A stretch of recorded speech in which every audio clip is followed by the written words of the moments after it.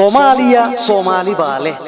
macnaha guud ee hadafkayga ayaa ah dal waliba waxa dhisa muwaadin mustaqbalka doonaya inuu harsado hooskiisa haddana jecel inuu ku faano waaye badan kaalinta uu ku lahaa ilaa waa dalkiisa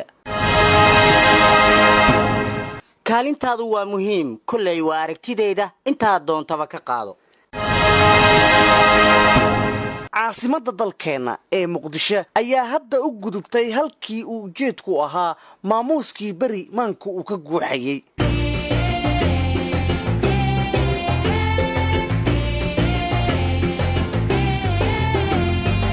hanaqaadka ganacsiga heerkiisii haata ugu sareeyay himilooyinka taagan waa hab maamuuskii ammaan runka sheega xaqiiqda iyo rabitaanka shacabkeena haddaba muwaadin heer walba oo aad joogto iyo hamigaaga si walba uu yahay ogow kaalintaadu waa muhiim inta aad doonto ka qaado